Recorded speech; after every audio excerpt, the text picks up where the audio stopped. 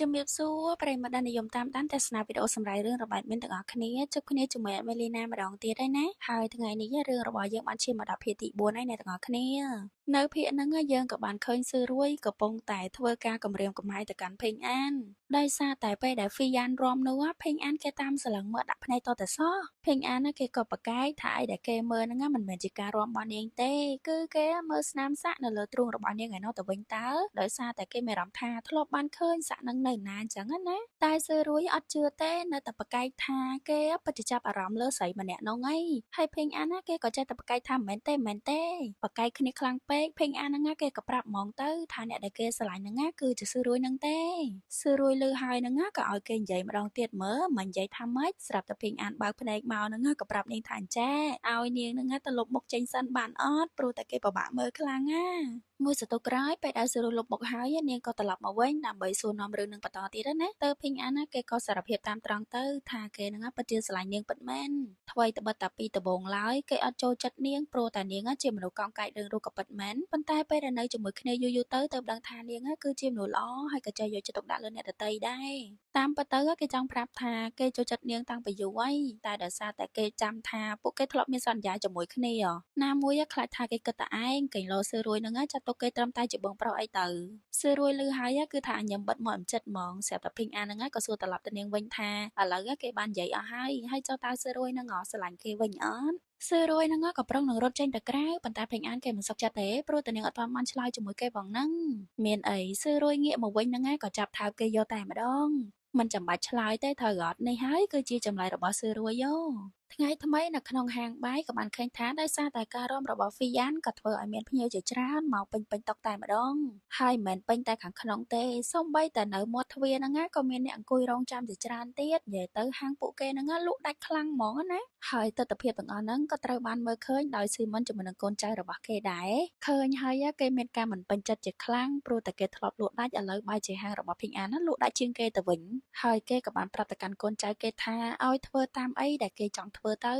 ងាកមកខាងភីងអានវិញពេលដែលគេកំពុងតែអង្គុយគូអីម្ដងហ្នឹងពូហៃក៏បានចូលមកឃើញហើយគាត់ក៏ថានេះគឺជានិមិត្តសញ្ញានៃយីងយ៉ាងតើភេងអានក៏សួរបដ ாய் តើគាត់ដឹងពីរឿងនឹងដែរមែនតើពូហៃក៏បានប្រាប់ថាគាត់ធ្លាប់បានលើគេនិយាយមកខ្លះដែរមានគ្រួសារបេជនមួយគេគឺជាអ្នករក្សាអ្នកចម្បាំងដែលជាឃាតករហើយនេះគឺជានិមិត្តសញ្ញារបស់ពួកគេអីចឹងណាគាត់ក៏បានរៀបរាប់បន្ថែមទៀតថានិមិត្តសញ្ញាទាំងអស់ហ្នឹងគេអាចទុកនៅកន្លែងផ្សេងគ្នាអ្នកខ្លះក៏ទុកនៅលើសម្លៀកបំពាក់អ្នកខ្លះក៏ទុកនៅលើគ្រឿងអលង្ការហើយមានអ្នកខ្លះទៀតក៏បានសាក់វាជាប់នៅលើខ្លួនថែមទៀតផងលើអញ្ចឹងភីងអានគេបើកភ្នែកធំបដ ாய் ព្រោះតែថ្ងៃមុនគេមិនបានឃើញថាហ្វីយ៉ាហ្នឹងមានស្នាមសាក់នឹងនៅលើទ្រូងរបស់នាងត្រូវអត់តែគេក៏ឆ្ងល់ដែរតើពូហៃគាត់ដឹងរឿងនឹងតាមណាពូហៃក៏ប្រាប់ថាគាត់ក៏ធ្លាប់មានទំនាក់ទំនងជាមួយនឹងមេក្រុមជួញដូរមនុស្សផងដែរស្រាប់តែលើហើយភេងអានគេក៏បញ្ញាប់ចេញទៅក្រៅតែម្ដងក៏មិនដឹងថាគេទៅណាដែរនៅខាងបងស្រីរបស់ស៊ីម៉ុនវិញគាត់ក៏បានទទួលសម្បត្តិមួយទៀតពីខាងស៊ីម៉ុនណៃពេលហ្នឹង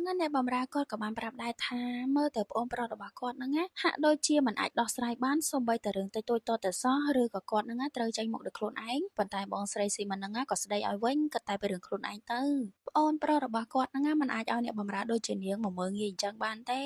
ងាកមកខាងស៊ឺរួយវិញពេលដែលឃើញហ្វីយ៉ានរំហត់នាងក៏បានយកទឹកមកឲ្យផឹកអីចឹងណាហើយពួកគេក៏បានបង្កើនភាពស្និទ្ធស្នាលនឹងគ្នាដែលឲ្យហ្វីយ៉ានហ្នឹងហៅនាងថាស៊ឺរួយទៅមិនចាំបាច់ហៅលោកស្រីគូអីទេហ្វីយ៉ានក៏ថាបើមានរឿងអីឲ្យនាងជួយហ្នឹងនាងអាចជួយបានប្រាប់នាងមកចុះដល់អញ្ចឹងស៊ឺរួយក៏សុំឲ្យហ្វីយ៉ានហ្នឹងជួយបង្រៀននាងផាត់មុខផងខណៈពេលដែលស្រីកំពុងតែជជែកគ្នារឿងគ្រឿង make up ហ្នឹងស្រាប់តែមានភ្ញៀវ3នាក់ហ្នឹងក៏បានស្រែកឡើងថានៅក្នុងចានរបស់ពួកគេហ្នឹងមានកន្លាតស៊ឺរួយក៏ថាហ្មងពួកគេនិយាយដូចជាមិនសមហេតុផលសោះកន្លាតហ្នឹងពួកគេជាអ្នកដាក់ទេដង3អ្នកហ្នឹងឃើញថាពួកនាងគឺជាស្រីដល់ចឹងហើយក៏នាំគ្នារករឿងបដ ாய் ពួកគេក៏បានបំផ្លាញតុនៅទីនេះភ្លាមហ្នឹងពូកៅជាមួយនឹងស៊ូហួរហ្នឹងក៏បានចូលមកតើពួកគេហ្នឹងក្លាហានមកពីណាដែលហ៊ានគប់តិចហាងហ្នឹងពេលអញញ៉ៃហ្នឹងក្រុមចៅក៏បានបាច់ម្សៅទៅលើភ្នែករបស់ពូហៃគ្រាន់តែគាត់ងាកទៅប្រាប់ស៊ូហួរឲ្យទៅហៅភេងអានមកស្រាប់តែគេហ្នឹងក៏បានវាចំក្បាលគាត់មកដបងបដ ாய் អ្នកទាំងអស់គ្នា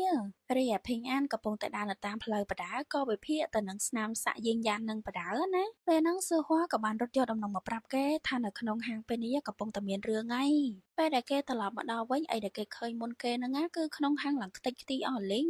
សឺរួយក៏បានរៀបរាប់ប្រាប់ថាមានមនុស្សមួយក្រុមបានចូលមកកំទេចហាងរបស់គេអីចឹងណាពេលហ្នឹងហាងខ្ទេចអីភីងអានគេអត់សូវខ្វល់ប្រហែលទេគេខ្វល់តែប្រពន្ធរបស់គេតើនាងមានរបួសត្រង់ណាអត់មានត្រូវការទៅពេទ្យអត់មនុស្សគឺសំខាន់ជាងអារឿងហាងហ្នឹងអាចជួយចូលតាមក្រោយបានសឺរួយក៏ប្រាប់ទៅថានាងអត់មាននឹងអីទេរួយគេក៏ងាកទៅសួរហ្វីយ៉ានវិញម្ដងតើនាងកើតអីអត់អាឡៃទៅសួរសុកទុកស្រីភ្លេចមើលពូហៃគាត់ឡើងដេកផ្កាប់មុខស្ពីងនៅកណ្ដាលមុខនេះអត់ឃើញទេអី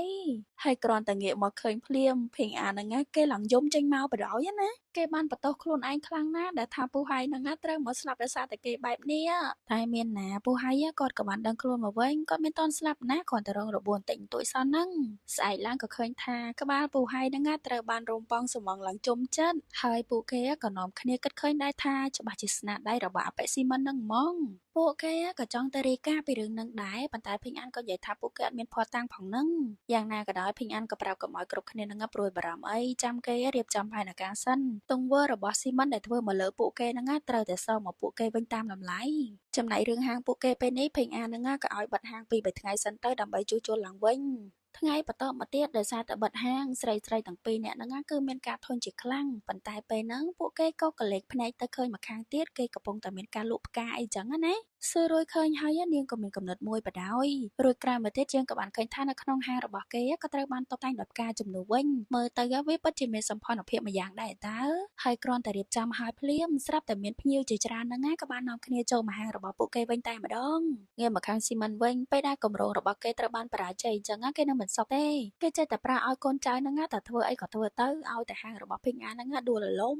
ក៏ព្រោះតែគេមិនអាចមើលការជោគជ័យរបស់ដៃគូប្រកួតប្រជែងគេបានឡើយរឿងក៏បានបង្ហាញនៅក្នុងហាងរបស់ភីងអានមានតួអង្គថ្មីបានចូលមកហាងរបស់គេដែលម្នាក់នេះភីងអានគេក៏ស្គាល់ដែរគេហៅថាគឺជាអ្នកប្រុសចៅហើយឲ្យតែគេមកហ្នឹងភីងអានគេដឹងបាត់ទៅហើយថាម្នាក់ហ្នឹងចង់កំងអីទៅគេក៏ប្រាប់ឲ្យស៊ឺហួរហ្នឹងរៀបចំដោយតែរាល់ដងមករួចភីងអានគេក៏សុំសួរអ្នកប្រុសចៅហ្នឹងតែរាល់ដងឲ្យតែគេមកតែងតែកំងនំហើយបន្ថែមស្ករក្រហមទៅលើហ្នឹងតើគេកំងឲ្យនារីណាម្នាក់មែនអ្នកប្រុសចៅហ្នឹងក៏និយាយថាភេងអានគេទាយត្រូវហើយដល់អញ្ចឹងភេងអានក៏សុំសួរមួយទៀតតើម្នាក់នោះគឺជាណាគេអ្នកប្រុសចៅក៏បានរៀបរាប់ទៅគេបានជួបនារីម្នាក់ហ្នឹងនៅពេលដែលមានភ្លៀងធ្លាក់ហើយនាងបានឲ្យគេខ្ចីឆាតគ្រាន់តែឃើញនាងភ្លាមពេលនោះហើយទៅធ្វើឲ្យគេលងស្នេហ៍នាងមកដល់ឥឡូវហ្នឹងគ្រាន់តែថាឋានៈរបស់ពួកគេហ្នឹងគឺខុសគ្នាដោយសារតែនាងគឺជាកូនរបស់ចៅហ្វាយខេត្តណាត្រឡប់មកវិញស៊ឺហួរលើរឿងរបស់គេហើយហ្នឹងឡើងលន់មាត់វ៉ាវតែម្ដងណាហើយអ្នកប្រុសចៅក៏មិននៅយូរដែរបន្ទាប់ពីទទួលបាននំហើយគេក៏បានត្រឡប់ទៅវិញភ្លាមតែម្ដងគ្រាន់តែគេចេញទៅផតស៊ឺហួរហ្នឹងក៏សុំសួរភេងអានបន្តិចតើគេគិតថានារីម្នាក់នោះស្រឡាញ់អ្នកប្រុសចៅនឹងអត់ភេងអានក៏ថាល្ងងមែនបើគេមិនស្រឡាញ់ទេតើគេអាចទទួលយកនំដែលកំងឲ្យជាប់គ្នាក្នុងរយៈពេល7ថ្ងៃនឹងអត់ងាកមកខាងផ្ទះរបស់នារីម្នាក់នឹងវិញស្រាប់តែបានឃើញថាពុកម៉ែរបស់នាងបានញ៉ាំនំរបស់នាងអស់លីងដែលនារីដែលអ្នកប្រុសចៅស្រឡាញ់ហ្នឹងគឺមានឈ្មោះថាលីវ៉ាន់ជុនដោយសារតែខ្លាចពុកម៉ែសួរនាំថានំនឹងបានមកពីណានាងក៏ប្រាប់ថាគឺនាងបានប្រាក់ឲ្យអ្នកបម្រើទៅទិញមកណាហើយពុកម៉ែរបស់នាងគាត់ពិតជាជាប់ចិត្តជាមួយរសជាតិនំនឹងខ្លាំងណាស់គាត់ក៏បានសួរតើទិញមកពីណាវ៉ាន់ជុនក៏ប្រាប់ទៅថាទិញមកពីហាងហុងស៊ីដែលគេកំពុងតែពេញនិយមណាស់ឥឡូវហ្នឹង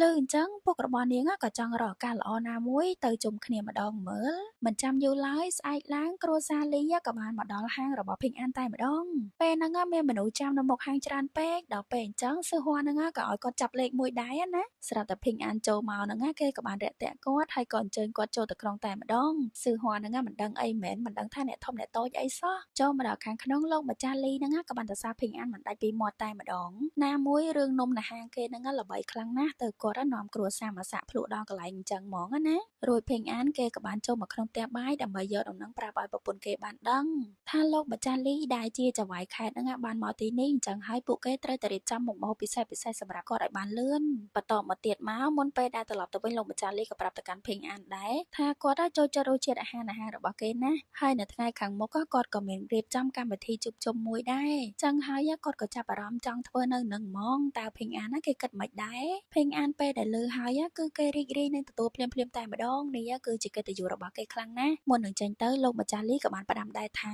ជួយរក្សារឿងនេះជាអាចកំបាំងសិនណានៅខាងស៊ីមិនវិញកូនចៅរបស់គេក៏បានយកបញ្ជីមកប្រាប់ថាថ្ងៃហ្នឹងពួកគេខាត់ដល់ទៅ30%ឯណោះដបងហ្នឹងស៊ីមិនគេអត់សូវខ្វល់ទេប៉ុន្តែកូនចៅគេក៏ប្រាប់ថាខាត30%នឹង3ថ្ងៃជាប់គ្នាឯណាមិនត្រឹមតែប៉ុណ្ណឹងទេសូម្បីតែកាកសំណល់ផ្ទះបាយហ្នឹងក៏ត្រូវពួកគេបោះចោលខាតអស់ឡើង60%ឯណោះលើអញ្ចឹងស៊ីមិនគេចាប់ផ្ដើមខឹងបដ ாய் គិតតែពីខាតថាតើណាគេជាអ្នកចេញមុខសងចំពោះរឿងនេះថ្ងៃថ្មីក៏បានមកដល់ការរៀបចំកម្មវិធីជប់លៀងនៅហាងរបស់ភេងអានហ្នឹងក៏បានមកដល់ដូចគ្នាដោយលោកម្ចាស់លីជាមួយនឹងក្រុមគ្រួសារក៏បានមកប្រកាសទៅកាន់អ្នកគ្រប់គ្នាផងដែរថាកម្មវិធីដែលគាត់រៀបចំឡើងហ្នឹងគឺសម្រាប់អ្នកដែលអត់ទាន់មានគូឲ្យពួកគេហ្នឹងមកណាត់ជួបនៅកន្លែងហ្នឹងដើម្បីបង្កើតជាគ្រួសារថ្មីអីចឹងណាដោយយើងបានដឹងហើយថានៅស្រុករបស់ពួកគេអ្នកដែលនៅ single ហ្នឹងនឹងត្រូវជាប់ពន្ធបង់ពន្ធជូនរដ្ឋគ្រប់គ្នាកំពុងអបអរហ្នឹងភេងអានគេក៏ខ្សឹបរឿងមួយទៅកាន់លោកម្ចាស់លីតែយើងក៏មិនដឹងថាជារឿងអីដែររួចគេក៏ប្រកាសទៅកាន់អ្នកគ្រប់គ្នាថាហាងរបស់គេនឹងធ្វើការបញ្ចុះតម្លៃសម្រាប់អនុស្រីគឺពួកគេគិតតម្លៃត្រឹមតែពាក់កណ្ដាលតែប៉ុណ្ណោះនៅមានទៀតសម្រាប់គ្រួសារថ្មីពេលដែលមកញ៉ាំអាហារនៅកន្លែងរបស់គេនឹងទទួលបានការបញ្ចុះតម្លៃ50%ដូចគ្នាដែលធ្វើឲ្យគ្រប់គ្នាជាពិសេសលោកម្ចាស់លីនឹងពេញចិត្តជាមួយនឹងការចាត់ចែងរបស់គេខ្លាំងមែនទែនហើយនៅក្នុងយប់ហ្នឹងពួកគេក៏មានជាការបាញ់កាំជ្រួចយ៉ាងស្រស់ស្អាតពេញតៃមេឃផងដែរចំណែកលោកម្ចាស់លីគាត់នៅតែសរសើរភេងអានទេថាគេនឹងមានកំណត់ល្អខ្លាំងណាស់អត្តពលរបស់គេក៏ធ្វើឲ្យមនុស្សគ្រប់គ្នាទទួលស្គាល់គេយ៉ាងច្បាស់លាស់តែម្ដងងាកមកខាងកញ្ញាវ៉ាន់ជុនវិញគឺថាអត់មានចាប់អារម្មណ៍ចង់ញ៉ាំអីទាំងអស់នាងកំពុងតែស្រឡឹងរកមនុស្សម្នាក់ចៃដន្យពេលហ្នឹងនាងក៏បានឃើញមនុស្សម្នាក់នោះកំពុងតែដើរនៅខាងក្រោមចឹងហើយនាងក៏បានទាញយកតាពាំងបាយជូរហ្នឹងគប់ទៅលើគេតែម្ដងហើយម្នាក់នោះគឺជាអ្នកប្រុសជើនឹងឯងអ្នកទាំងអស់គ្នាពីរអ្នកហ្នឹងដឹងតែចាប់អារម្មណ៍គ្នា100%ហ្មងងាកមកកាន់កម្មវិធីរបស់ពួកគេវិញភេងអានហ្នឹងក៏ធ្វើជាគណៈកម្មការប្រកាសទៅកាន់អ្នកគ្រប់គ្នាថាការលេងល្បែងផ្គុំគោមបើសិនជាអ្នកណាដែលជាអ្នកឈ្នះទី1ហ្នឹងគឺទទួលបាននំហ្វ្រីពីហាងរបស់គេក្នុងរយៈពេល3ខែពេញតែម្ដងបន្ទាប់ពីបានប្រកាសពីការលេងហ្គេមរួចហើយគេក៏បញ្ញាបញ្ញាលរត់មករកប្រពន្ធរបស់គេវិញណាសឿរួយក៏សួរក្នុងនាមជាអ្នកគ្រប់គ្រងហាងមិនក៏មិននៅមើលកម្មវិធីហ្នឹងទៅភេងអានកាត់ខ្វល់ទេគេទុកឲ្យសឿហួរជាមួយនឹងហ្វីយ៉ាណាជាអ្នកមើលការខុសត្រូវចោះក៏ព្រោះតែគេបញ្ញាប់មកកំដរប្រពន្ធមើលកម្មជ្រួយជាមួយគ្នានោះអីងាកមកខាងកម្មវិធីវិញពេលហ្នឹងអ្នកប្រុសចៅដឹងចម្លើយហើយក៏បានប្រាប់ទៅកាន់វ៉ាន់ជុនរួចក៏ឲ្យនាងគឺជាអ្នកឆ្លើយចម្លើយហ្នឹងណាហើយចម្លើយរបស់នាងគឺពិតជាត្រឹមត្រូវពិតមែនប៉ុន្តែអត់មានចាប់អារម្មណ៍ថាថ្ងៃហ្នឹងសឿហួរតែងខ្លួនស្រីអ្នកទាំងអស់គ្នា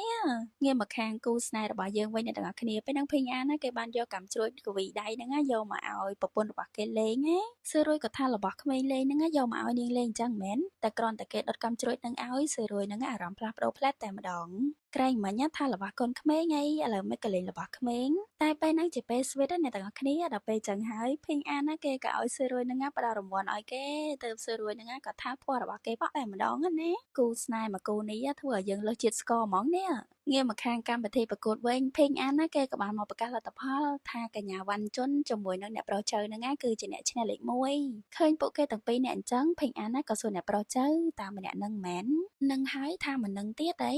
ក្រោយពីកម្មវិធីត្រូវបានបញ្ចប់ភេងអានក៏កាន់សម្រាប់មួយធុងយកមកសួរពូហៃតើអាចចាក់ចោលនៅថ្ងៃស្អែកបានអត់ពូហៃក៏បកទៅវិញថាក្រែងគេជាអ្នកនិយាយតើអីសម្រាប់ត្រូវតែចាក់ចោលក្នុងថ្ងៃហ្នឹងឲ្យហើយមិនអាចទុកបានទេ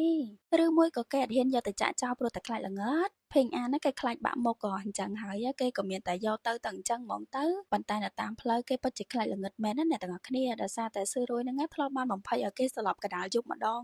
គ្រាន់តែគេយកសម្រាប់មកដល់កន្លែងចាក់ចោលភ្លាមស្រាប់តែមានឃាតករហ្នឹងប្រងមកសម្លាប់គេដែលធ្វើឲ្យគេភ័យខ្លាំងមែនទែនតែថាពេលហ្នឹងមានមនុស្សម្នាក់ទៀតចូលមកជួយគេផងដែរទៅធ្វើឲ្យភេងអានហ្នឹងគេអាចរត់គេចខ្លួនបានណាហើយភេងអានក៏មើលមិនច្បាស់ដូចគ្នាព្រោះតែពួកគេពាក់ជុតខ្មៅហើយបាត់បង់មុខឡើងចត់ពួកហើយដែលបានលើសំឡេងស្រែករបស់ភេងអានហ្នឹងក៏ចេញមកមើលដូចគ្នាហើយក៏បញ្ញាប់នាំគេហ្នឹងរត់ចូលទៅក្នុងហាងវិញពេលដែលចូលមកដល់ខាងក្នុងគ្រប់គ្នាពិតជាបារម្ភពីសុវត្ថិភាពរបស់ភេងអានមែនទែនភេងអានក៏ប្រាប់ទៅថាគេមិនអីទេដោយសារតែមុនហ្នឹងបានមនុស្សម្នាក់មកជួយគេណាតែគេសម្គាល់ដឹងថាឃាតករហ្នឹងចង់សម្លាប់គេហ្មងព្រោះតែចាក់រត់ទៅកន្លែងពិសេសរបស់គេ សឿរួយក៏លន់មាត់ថាតើពួកគេហ្នឹងមិនខ្លាចច្បាប់ទេអីបានហ៊ានធ្វើរឿងអស់ហ្នឹងពួកហើយក៏លន់មាត់ថាឃាតករដែលចេះគោរពច្បាប់អីពេលដែលគេកំពុងតែចង់សម្លាប់មនុស្សហ៎តើកែប្រុសរបស់យើងចាត់ទុកថាមានសំណាងហើយដែលកិច្ចរួចហ៎សឿរួយក៏សួរភេងអានមុននឹងគេនិយាយថាមានមនុស្សមួយជួយគេតាមម្នាក់នោះគឺជាណាគេភេងអានក៏ប្រាប់ទៅថាដោយសារតែល្ងឹតពេកគេមិនឃើញទេណាមួយពួកគេបិទមុខទៀតប៉ុន្តែគេចំណាំបានថាម្នាក់នោះមានពាក់កងដៃប្រាក់ពីរនៅលើដៃគេក៏មានអារម្មណ៍ថាដូចជាធ្លាប់បានឃើញនៅកន្លែងណាមិនដឹងទេងាកមកខាងស៊ីមិនវិញស្រាប់តែបានឃើញថាថ្ងៃហ្នឹងលោកម្ចាស់លីបានមករកគេស៊ីមិនក៏សួរគាត់ដែរកម្មវិធីនៅថ្ងៃមុនពិតជាអស្ចារ្យខ្លាំងណាស់តើគាត់នឹងប្រុងធ្វើឲ្យខ្លាំងខ្លាអញ្ចឹងមែនលោកម្ចាស់លីបែរជាតបទៅវិញថាបញ្ញាប់ម៉េះកម្មវិធីល្អហ្នឹងទៅតែចាប់ផ្ដើមតើអញតានេះមានន័យថាមិនទៅឬមួយក៏ពួកគេជាគ្នាតែមួយតែភាគនេះត្រូវបានស្លេះត្រឹមតែប៉ុណ្ណឹងបាត់ទៅហើយអ្នកទាំងអស់គ្នាអញ្ចឹងយើងកុំភ្លេចរងចាំតាមដានភាគក្រោយជាមួយអេដមីនបន្តទៀតណាឥឡូវសម្រាប់ត្រឹមតែប៉ុណ្ណឹងសិនចុះចាំជួបគ្នានៅភាគបន្ទាប់អរគុណច្រើនណាស់បាយបាយ